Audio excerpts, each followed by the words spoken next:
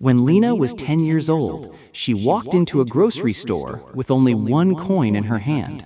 Her mother had given it to her and said softly, "This is all we have. Buy something that can last 2 days."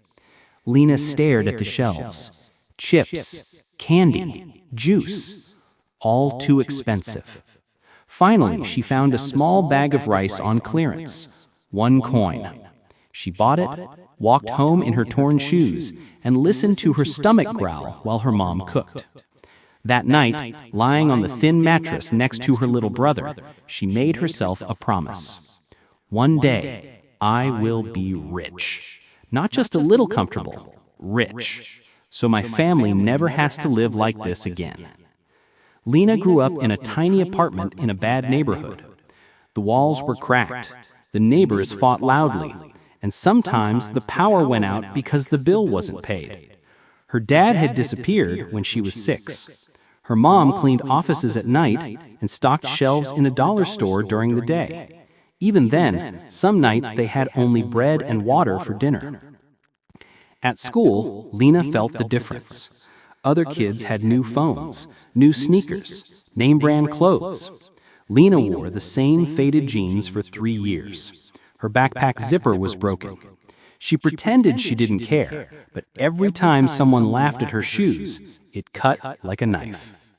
Still, every night she looked out the window at the tall buildings shining in the distance and thought, "People in those buildings are not better than me. They just know something I don't."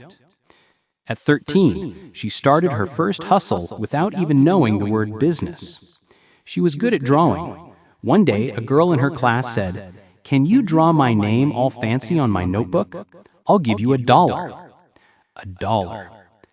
Lina said yes.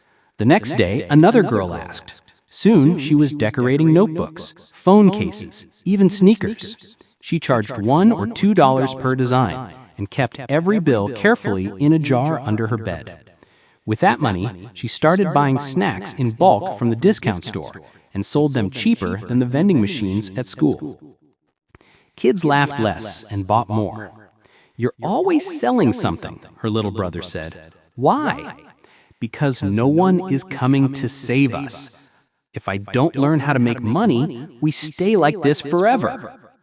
At 16, life punched her harder than ever before. Her mom got sick. A bad cough turned into hospital visits and big words from doctors that all sounded the same to Lina. Serious, treatment, expensive. Bills piled up faster than she could count. Lina took a job at a fast food place after school. She smelled like grease every night, and her feet hurt so much she could hardly stand by the end of her shift.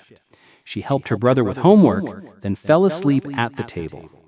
Her grades dropped, friends stopped calling. She had no time for anything but work, school, and worry.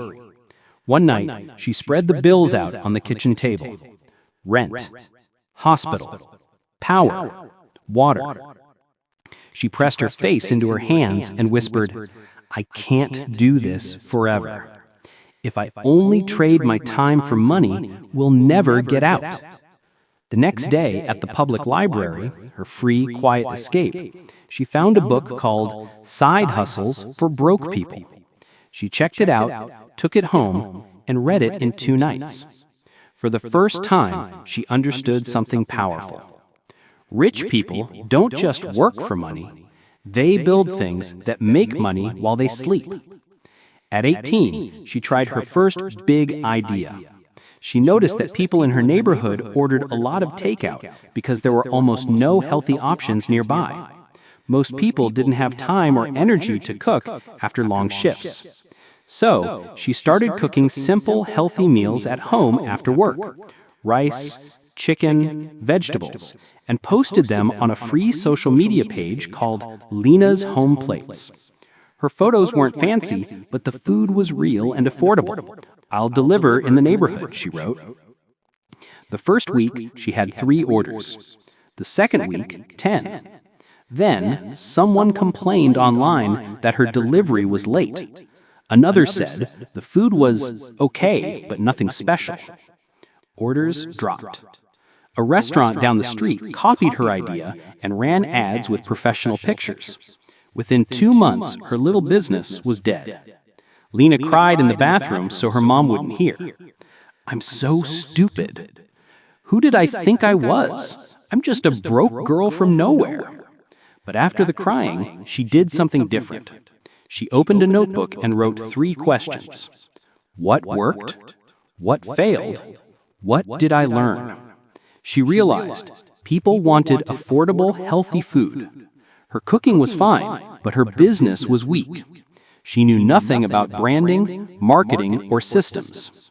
She told herself, if I keep learning, every failure is school. Painful school, but still school. At 21, she got a cheap smartphone and discovered a new world. Free online videos about business and money.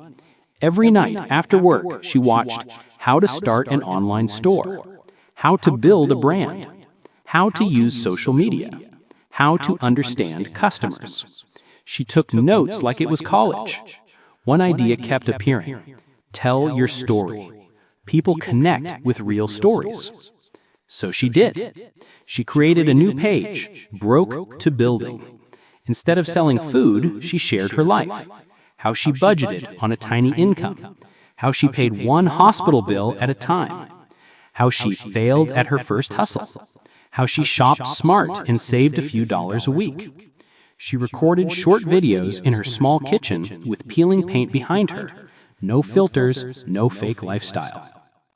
Hi, I'm Lina. I grew up broke. I'm still broke, but I'm learning how to build my way out. I'll show you everything I learn. Maybe we can climb together. For weeks, almost no one watched. 10 views, 30 views, 100 views. Then one day, a bigger page shared her video titled, I paid my first hospital bill in full. Here's how. Overnight, the video hit 200,000 views. Comments flooded in. I feel this so much. I thought I was alone. Please make more videos like this. Her followers grew from hundreds to tens of thousands, then to hundreds of thousands. Brands selling budgeting apps, cheap food plans, and discount products reached out. They wanted her to talk about them. She said no to most, yes to a few good ones. Slowly, her side income from ads, sponsorships, and a small online course about money basics for broke beginners grew bigger than her fast food job. At 24, she quit that job.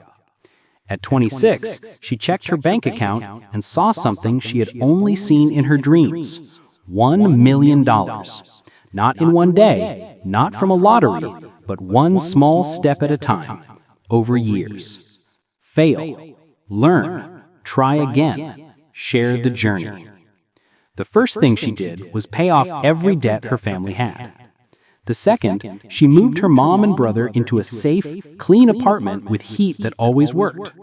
The third, she created a free online class for people who were exactly where she started. No savings, no knowledge, just a dream and a hurting heart. One evening, her brother asked, "So, are you rich now?" Lina looked around.